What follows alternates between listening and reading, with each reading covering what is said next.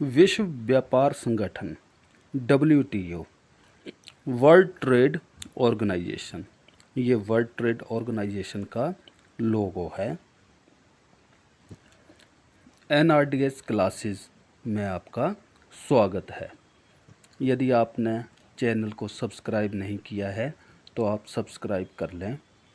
WTO, world trade organisation एक अंतर्राष्ट्रीय संगठन है जो विश्व व्यापार के लिए नियम बनाता है।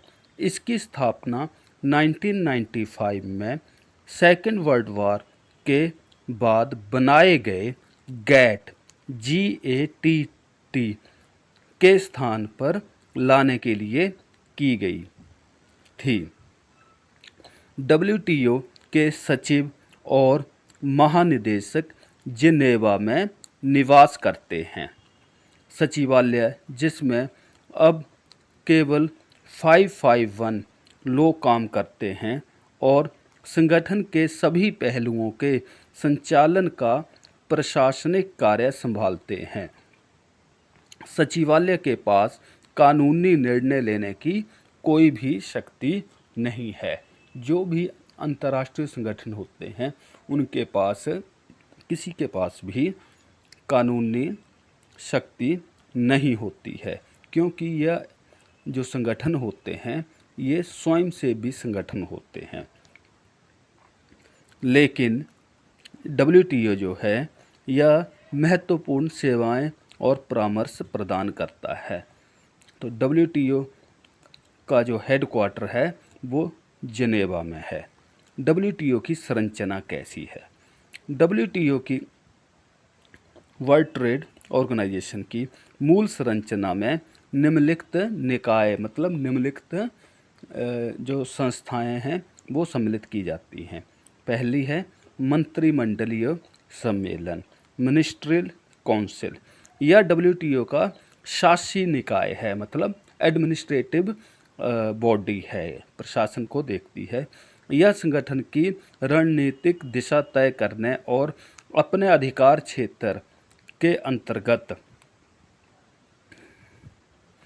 समझौतों पर सभी अंतिम निर्णय लेने के लिए जिम्मेदार होती है। इसमें सभी सदस्य देशों के अंतर्राष्ट्रीय व्यापार मंत्री शामिल होते हैं। जनरल काउंसिल, सामान्य काउंसिल जो है, व्यवहार में ज़्यादातर मामलों के लिए यह WTO का फैसला करने वाला प्रमुख अंग है। मतलब जो भी डिसीजन लेते हैं वो जनरल काउंसिल में लिए जाते हैं। इसमें सभी सदस्यों के वरिष्ठ प्रतिनिधि सामान्यतः पर राजदूत स्तर के होते हैं। WTO के प्रतिदिन के कारोबार और मैनेजमेंट की देखरेख के लिए ये जनरल काउंसिल ही जिम्मेदार होती है। और कई जो नीचे हम दिए हुए हैं इनमें जो रिपोर्ट देनी होती है वो जनरल काउंसिल को ही दी जाती है। जैसे व्यापार नीति समीक्षा निकाय, द ट्रेड पॉलिसी रिव्यू। तो नाम से पता चल रहा है कि ये जो है ये ट्रेड पॉलिसी करती है, मतलब व्यापार पॉलिसी की समीक्षा करती है, क्योंकि WTO का जो मेन कार्य होता है वो इंटरनेशनल ट्रेड, अंतर्राष्ट्रीय व्यापार को विनियमित कंट्रोल करना होता है। तो ये व्यापार नीति समीक्षा जो है ये विभिन्न व्यापार नीति समीक्षा तंत्र की देखरेख में करता है और यह सभी सदस्य देशों की व्यापार नीतियों की टाइमली समीक्षा करता है। इसमें WTO के सभी सदस्य शामिल होते हैं। विवादों को निपटाने वाला निकाय, जिन देशों के बीच व्यापार संबंधी कोई विवाद होता है तो वे इसी निकाय के सामने अपील कर न्याय मांगते हैं। यह सभी WTO समझौतों के लिए विवाद समाधान प्रक्रिया को लागू करने और उसकी प्रभावशीलता और WTO विवादों द्वारा दिए गए फैसलों को लागू करने की देखरेख करता है। यह विवाद निपटान निकाय जो होता है, इसमें नाम से भी आपको पता चल रहा है कि जो भी देशों में ट्रेड संबंधी, व्यापार संबंधी जो भी डिस्प्यूट होते हैं, विवाद होते हैं, तो उनको ये सुलझाने की कोशिश करता है। The council of trade in goods and trade in service, मतलब वस्तुओं और सेवाओं में व्यापार की परिषद। यह वस्तुओं जैसे कपड़ा, कृषि आदि और सेवाओं में व्यापार पर हुए आम और विशेष समझौतों के विवरणों की समीक्षा के लिए एक तंत्र प्रदान करता है तथा जनरल काउंसिल के जनादेश के तहत काम करता है। इसमें भी सभी सदस्य देश शामिल होते हैं। उद्देश्य क्या है, ये मेन है टॉपिक कि WTO के उद्देश्य क्या हैं।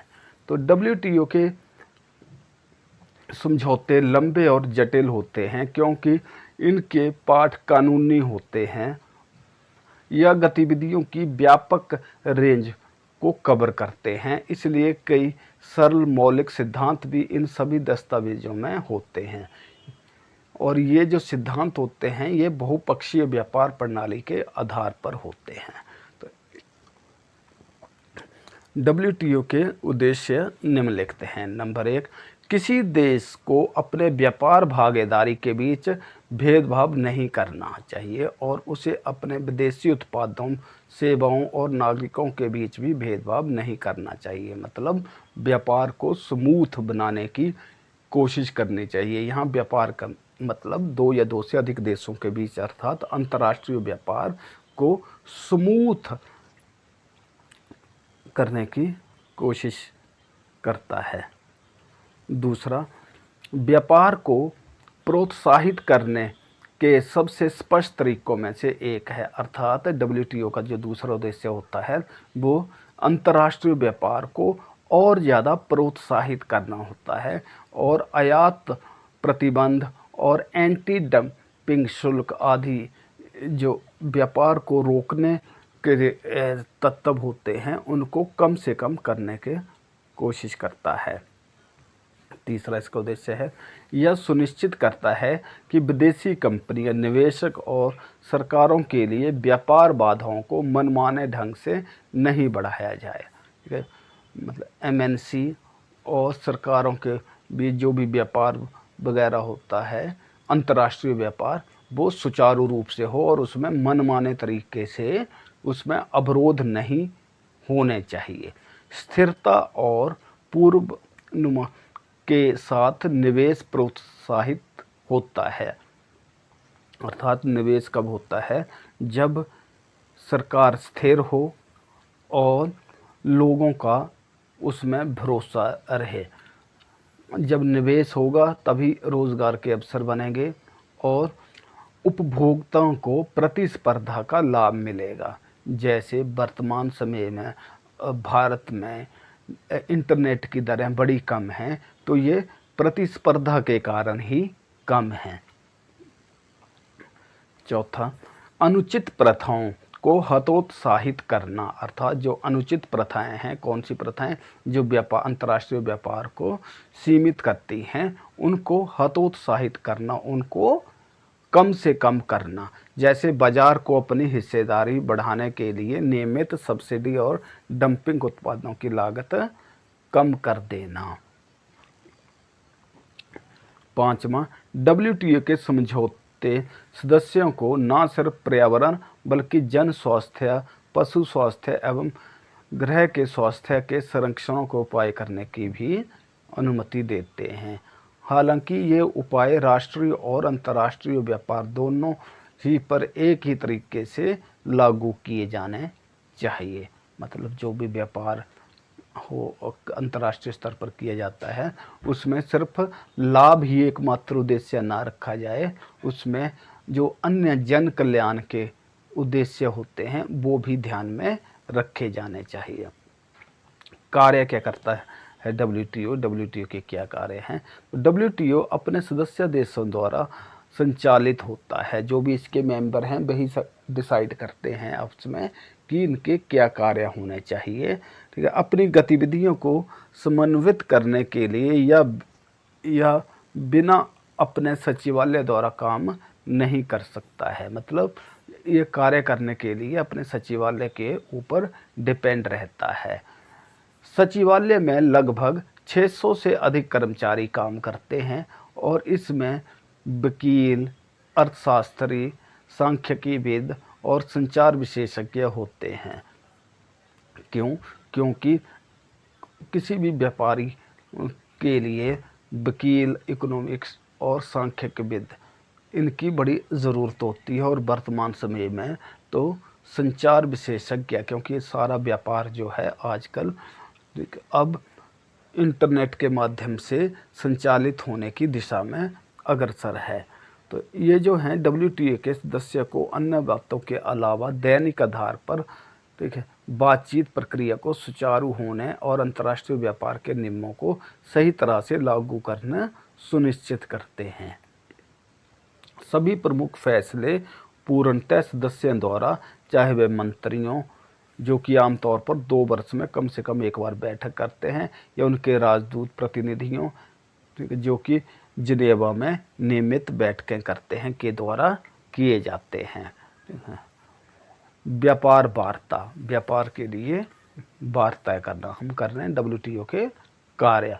WTO समझौते वस्तुओं से सेवाओं और बौद्धिक संपदा, इंटेलेक्चुअल प्रॉपर्टी को कवर करता है या उदारीकरण के सिद्धांतों और अनुमानित अपवादों की व्याख्या करते हैं। इसमें व्यक्तिगत देशों की कम सीमा शुल्क, टैरिफ और अन्य व्यापार बाधाओं के प्रति प्रतिबद्धता एवं सेवा बाजार को खोलने एवं उसे खुला रखना शामिल है। मतलब ये जो है मुक्त व्यापार को बढ़ावा देने के लिए कार्यरत या प्रयासरत रहते हैं। कार्यान्वयन और निगरानी, WTO का अगला काम होता है कि ये निगरानी का काम करता है और जो उसके नियम, सिद्धांत, कानून बनाए हुए हैं उनको लागू करने की कोशिश करता है। एक बात यहाँ पर गौर करने योग्य है कि इसके नियम और सिद्धांत केवल सदस्य देशों के ऊपर ही लागू होते हैं, जो इसके मेंबर नहीं हैं उसके ऊपर लागू नहीं होते हैं, क्योंकि ये एक अंतर्राष्ट्रीय संस्था है और अंतर्राष्ट्रीय संस्थाओं की सॉवरेनिटी, प्रभुसत्ता नहीं होती है।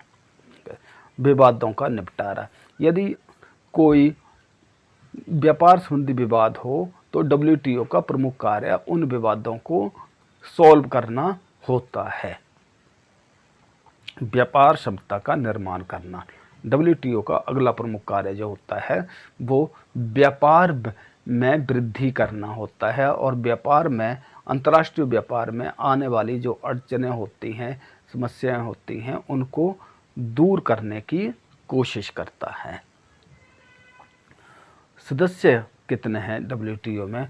तो वर्तमान समय में WTO जो है संसार का सबसे बड़ा आर्थिक संगठन है। इसमें 164 सदस्य देश हैं और वैश्विक व्यापार और वैश्विक GDP के ये 98% का प्रतिनिधित्व करता है। लाभ क्या हैं WTO के? तो इसके लाभ निम्नलिखित हैं। ये जो है WTO है, लागत में कटौती, मतलब व्यापार में जो भी लागत आती है उसमें कटौती की संभावना इसमें जोड़ने के बाद अधिक हो जाती है और जीवन स्तर में सुधार होता है, क्योंकि जब अंतर्राष्ट्रीय व्यापार होता है तो जीवन स्तर में सुधार की गुंजाइश संभावना बढ़ जाती है। विवादों को निपटाने और व्यापार तनाव में कमी करता है, आर्थिक विकास और रोजगार को प्रोत्साहित करता है, अंतर्राष्ट्रीय स्तर पर व्यापार कर की लागत में कटौती करता है। मतलब जो इंटरनेशनल ट्रेड के ऊपर जो टैक्स लगाया जाता है उसके ऊपर ये कम करने की कोशिश करता है, प्रोत्साहित सुशासन करता है और मदद के देशों का विकास करता है। ठीक है, मतलब जो विकासशील देश होते हैं उनकी मदद की कोशिश करता है। कमज़ोर को एक मजबूत आवाज़ देना, ठीक है, और पर्यावरण और स्वास्थ्य का समर्थन, शांति और स्थिरता के लिए योगदान देना। धन्यवाद।